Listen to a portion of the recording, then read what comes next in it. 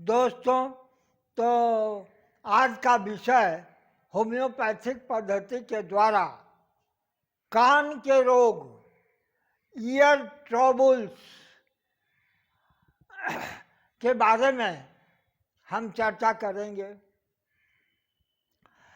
तो प्रायः सर्दी लगकर नया कर्ण पर्दा का शुभारंभ हो जाता है।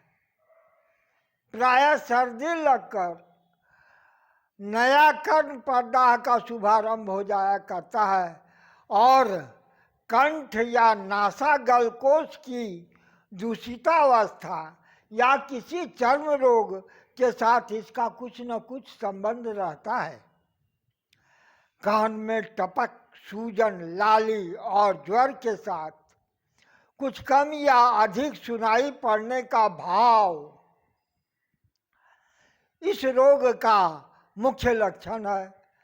कभी कभी एकाएक दर्द बंद हो जाता है और कान से पीप निकलने लगता है।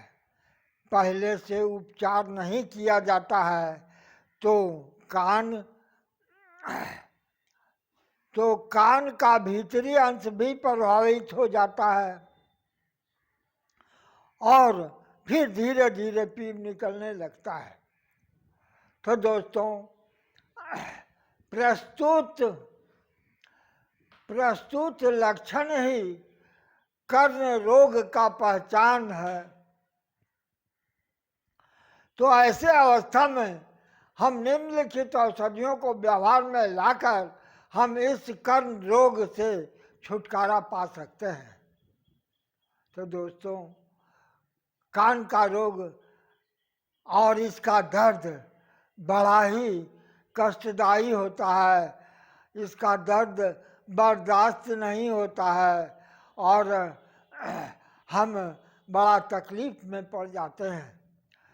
तो ऐसे अवस्था से छुटकारा पाना नितांत आवश्यक है, जबकि हम निम्नलिखित औषधियों को व्यवहार में लाकर इससे छुटकारा पा सकते हैं।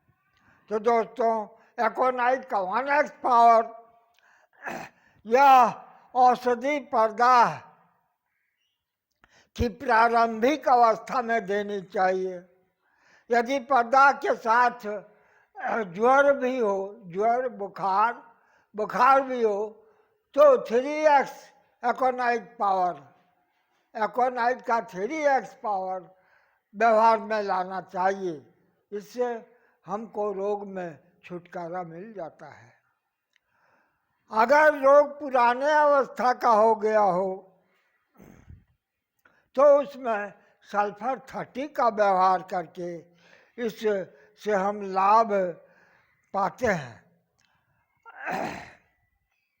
यदि इससे कोई लाभ होता दिखाई न देता हो तो नाइट्रिक एसिड का 6 पावर व्यवहार में लाने से निश्चित फायदा होता है। दोस्तों, मस्तिष्क में रक्त संचय यदि कारण हो जिससे कि कर्ण पर्दा हो तो इसमें बेलाडोना का 3x पावर व्यवहार में लाकर हम फायदा पाते हैं।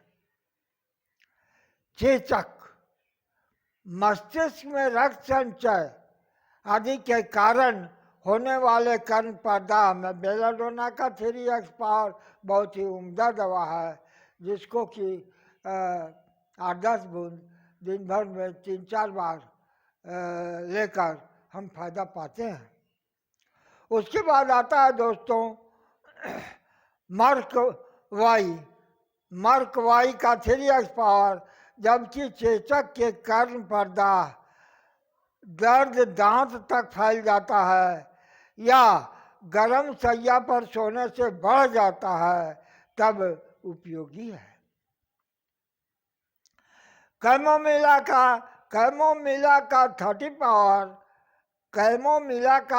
पावर यदि कर्ण पर्दा के साथ और सहाय दर्द और पीड़ा हो, यदि कर्ण मूल ग्रंथि में कांटा चुभने जैसा और सहाय दर्द हो तो कैमोमिला का 6 पावर व्यवहार में लाकर हम फायदा पाते हैं।